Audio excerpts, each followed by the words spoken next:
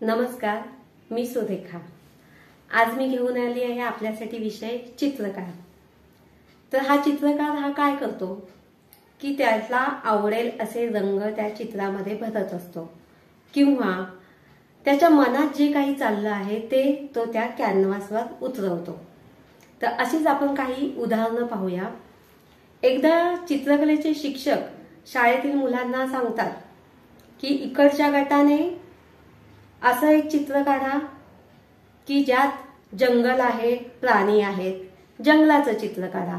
आणि इकडच्या गटाने असं चित्र काढा की सूर्योदय, त्यात सूर्य आहे, डोंगर आहे, घर आहे, असं काहीतरी सूर्योदयाचं चित्र काढा।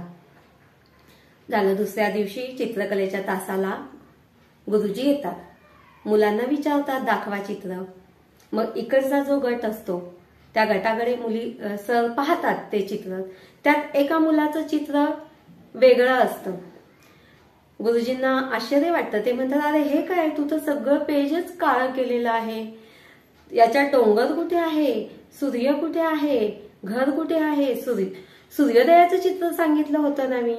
तर तो लहान मुलगा म्हणतो, अहो गुरुजी, यात ना डोंगरही आहे, सूर्य आहे, घर आहे, सगळं आहे तुम्ही सांगितलेलं ते, पण झालं काय, अचानक अंधार पडला ना गुरुजी, त्याच्यामुळे मग काळोख झाला ना, मग आता ते काहीच दिसत नाही। गुरुजींना एवढं आश्चर्य वाटलं, ठीक आहे बाबा, आता काहीच करू शकत नाही। त्याच्यानंतर गुरुजी दुसऱ्या गटाकडे जातात। त्या गटात सुद्धा एका मुलाचं चित्र वेगळं असतं। त्याचं चित्र काय असतं, त्याने जंगल काढलेलं असतं, झाडं झुडपं काढलेली असतात। एक त्याने डबकं दाखवलेलं असतं, त्या डबक्यामध्ये बरेच विविध रंगाचे विविध प्राणी, पशु पक्षी पाणी पित असतात। वाघ असतो, हरिण असतं बाजूला, कोल्हा असतो, सिंह असतो, असे वेगवेगळे प्राणी असतात, चिमणी असते, कावळा असतो, अशी ती चित्र काढतो। आणि त्यांच्याच बाजूला बसून तो त्याच पाण्यामध्ये कागदाची होडी सोडत असतो आणि अगदी समाधानाने हसत। गुरुजी म्हणतात, अरे हे काय केलंस तू, काय काढलंस, हा कोण आहे? तर तो मुलगा म्हणतो, गुरुजी तो मी आहे। तर गुरुजी म्हणतात, अरे वेड्या, पण तू जंगलात त्या प्राण्यांजवळ बसू शकतो का? ते तुला पाणी पिऊन झाल्यावर खाणार नाही का तो वाघ? वाघ माणसांना खातो हे तुला माहिती नाही का? तर तो मुलगा सांगतो, नाही गुरुजी, कसं खाईल तो वाघ मला? अहो मी काढलेलं आहे ना ते चित्र, आणि त्यांचं पाणी पिऊन कधी होणारच नाही ना, त्यांचं पाणी पिऊन कधीच होणार नाही, कारण ते चित्रामध्ये आहेत ना। मग गुरुजींना हसायला आलं, ठीक आहे। म्हणजे त्या मुलाची भावना काय होती की त्याला एक समाधान मिळालं की मला जंगलातल्या प्राण्यांच्या बाजूला बसायला मिळालं। आता तो बालिश होता। आता आपण तिसरं उदाहरण पाहूया। एक मोठा विद्यार्थी असतो, तरुण असतो, त्याचं गुरुजींकडे चित्रकलेचं शिक्षण घेऊन पूर्ण झालेलं असतं आणि तो निघणार तेवढ्यात त्याचे गुरुजी त्याला म्हणतात, थांब, मला तुला एक शेवटची शिकवण द्यायची राहिली आहे। गुरुजी त्याला बोलावतात जवळ आणि त्याला सांगतात, असं कर, तू ना एका कॅनव्हासवर एका बाईचं चित्र काढ आणि ते भर चौकात नेऊन लाव, आणि त्या चित्राच्या बाजूला एक कोरा कागद आणि पेन ठेव आणि वर लिही की ह्या चित्रात तुम्हाला काय काय आवडलं ते कृपया ह्या टिप्पणी मध्ये मला लिहून द्या। ठीक आहे म्हणतो, आणि तो ते चित्र बनवतो एका स्त्रीचं आणि चौकात लावतो, कागद लावतो, कोरा कागद लावतो आणि खाली एक पेन ठेवतो। दुसऱ्या दिवशी तो जातो, तर मिनिमम फक्त 4 ते 5 टिप्पण्या आलेल्या असतात। छान आहे, वा, सुंदर आहे, ठीक आहे, असे 4 ते 5 टिप्पण्या आलेल्या असतात। तो गुरुजींना आणून दाखवतो, म्हणतो, गुरुजी पण 4-5च टिप्पण्या आल्या।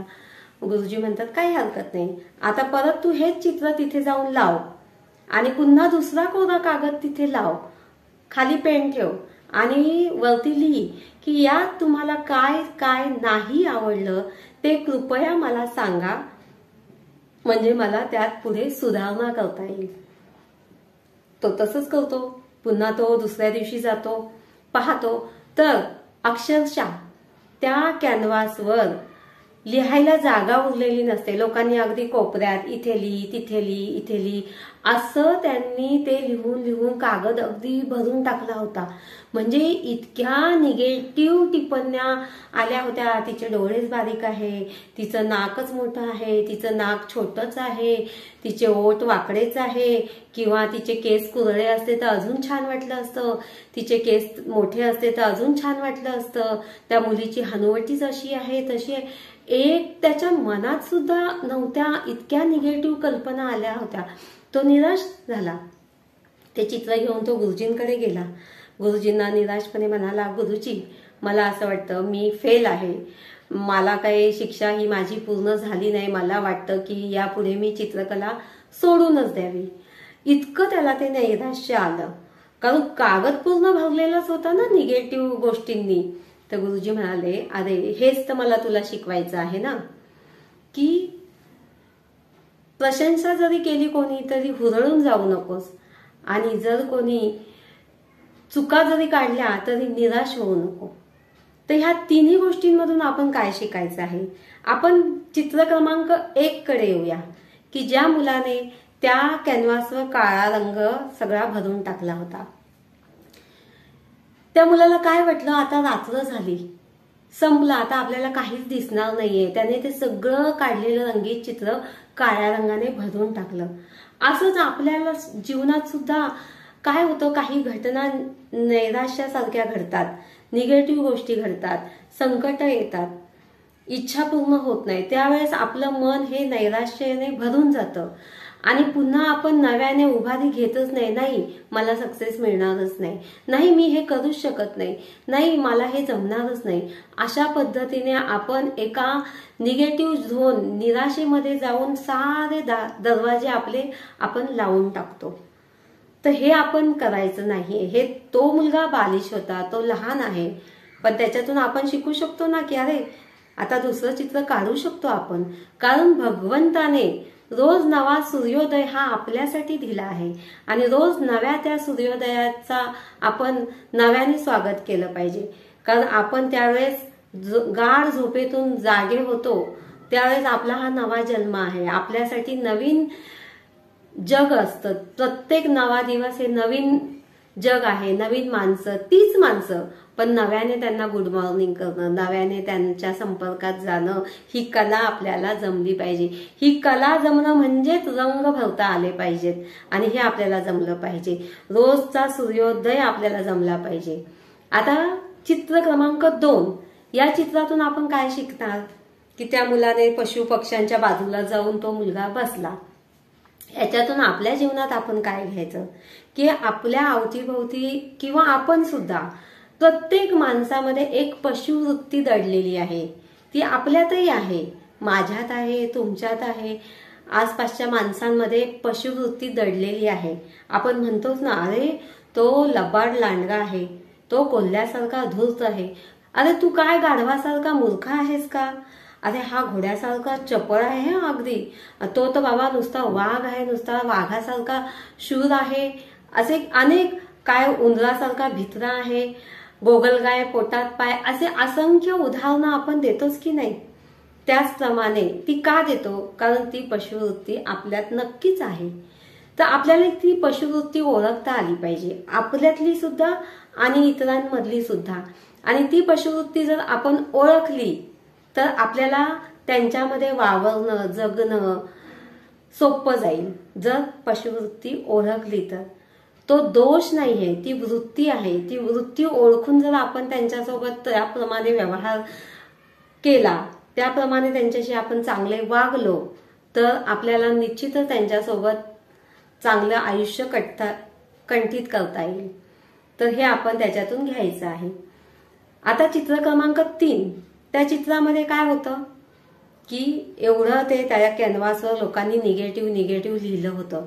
तसंच आपल्या बाबतीत होतं. आपल्याला कोणी काही थोडं निगेटिव्ह बोललं की आपण नाही, मला ते माझ्या योग्यच नाही, किंवा मला ते जमतच नाही. कोणी किती निगेटिव्ह बोललं तरी पण आपण निराश न होता लोकांमध्ये गेलं पाहिजे.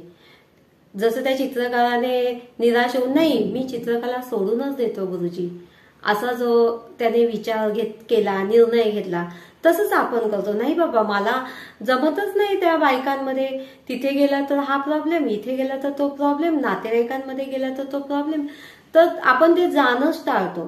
तसं न करता किंवा थोड्याशा प्रशंसेने सुद्धा आपण अर्ध्या हळकुंडाने पिवळं न होता आपल्याला तो समतोल साधता आला पाहिजे.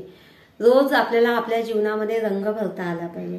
आपण जर आपल्या जीवनामध्ये रंग भरले तर ते इतरांनाही छान वाटेल. आपण जर सतत नैराश्यमध्ये राहिलो तर आपल्या अवतीभोवती आलेल्या लोकांना सुद्धा ते ब्लॅक अँड व्हाईट चित्र असल्यासारखं वाटेल, की त्यांनाही आपल्यासोबत इतका सहवास घालवणं आवडणार नाही.